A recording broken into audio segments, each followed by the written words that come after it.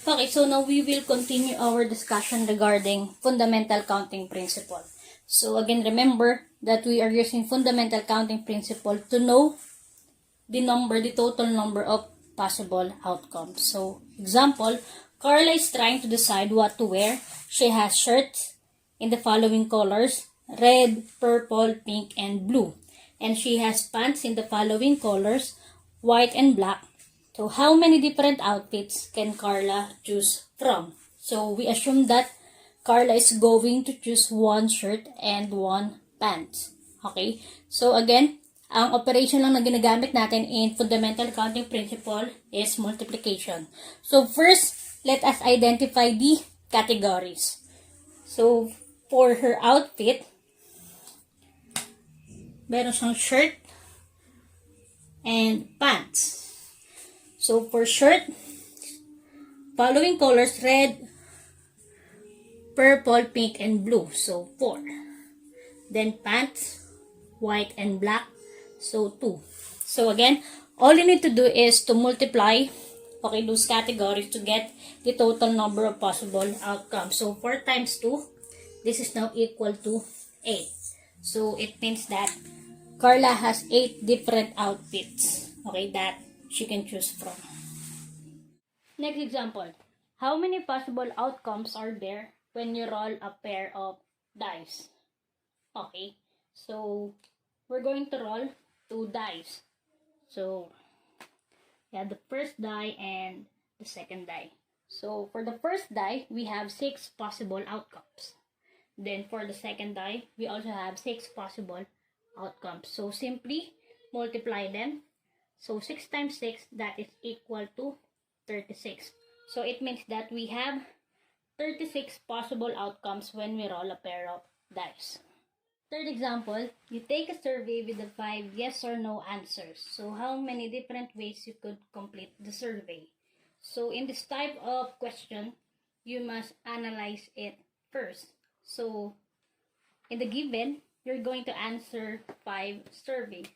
So, first survey, second, third, fourth, and fifth. Then, in each survey, it can be answered with yes or no. So, it means that you have 2 options per each survey. Now, baka ang isipin nyo, ang gagawin nyo lang, since you have 5 surveys and then 2 answers, so gagawin nyo lang 5 times 2. This is wrong. Okay? So, for the first survey, you have a yes or no choice. So, therefore, you have 2 choices. Second, ganun pa rin naman, yes or no. Third, fourth, and fifth. So, ganun siya. Kasi in each survey, meron kang dalawang options. So, therefore, to get the total number of possible outcomes, okay, or to answer the question, and how many ways could you complete the survey, simply multiply them all. So, 2 times 2, this is 4, times 2 is 8, times 2, 16, times 2 is 32. So, therefore, the answer is 32. You have 32 different ways to answer or to complete the survey. For example, a company puts a code on each different product they sell. The code is made up of 2 numbers and 2 letters. How many different codes are possible? So, analyze ulit muna natin. So, ibig sabihin, yung code 4. Right? So, 2 numbers and 2 letters. Okay? So, supposed to be sa numbers, okay, that is from 0 to 9. So, 0 to 9, 10 lahat yon, right? Then, letters, obviously, sa code naman, usually yung ginagamit natin na letters dyan ay yung English alphabet, right? Hindi tayo gumagamit ng Tagalog yung may N niya. So, in English alphabet, we have 26 letters. So, how many different codes are possible? So, since you have 2 numbers, so, pwede ditong ilagay 0 to 9. So, again, there are 10 options. Numbers ulit, so 0 to 9. Letters, so 26 pagpipilian, then 26 din yung pangalawa. So, to know okay, the different codes, okay, that the company can have, simply, again, multiply them all. So, 10 times 10, this is equal to 100. 100 times 26, that is equal to 2,600. Times 26, that is now equal to 67,600. So, therefore, there are 67,600 possible codes. Last example. How many 4-digit numbers can be made with the digits 1, 2, 3, 4, 5, and 6?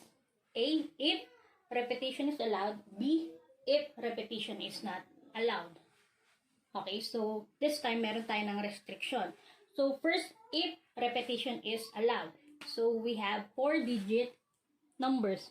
So first digit, second, third, and fourth. Now, yung choices natin is from 1 to 6. So we have 6 options per digit. So A, if repetition is allowed, ibig sabihin, pwedeng maulit yung number. Let's say, 1 yung number dito. So pwede siyang maulit. Pwede ulit magkaroon ng 1. Right? So therefore, if repetition is allowed, okay, meaning, so sa first digit natin, we can have 1 to 6. So we have 6 options.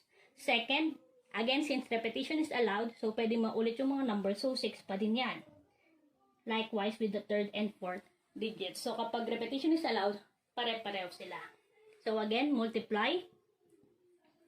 So 6 times 6, that is 36 times 6, 216 times 6 is 1,296.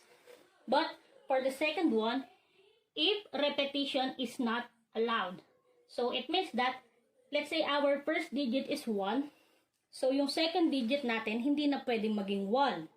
Okay, so 2 up to 6 na lang. So ibig sabihin, yung option mo, bababa, hindi na 1 to 6. That is only from 2 to 6. So 5 na lang. So kapag if repetition is not allowed, nagdi-decrease lang yung numbers na pagpipilian. Okay?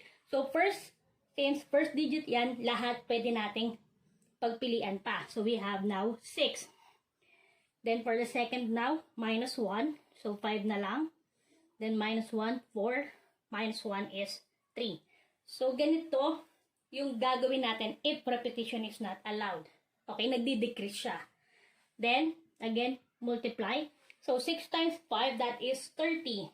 So 30 times 4 is 120 times 3 is 360. So here are the answers.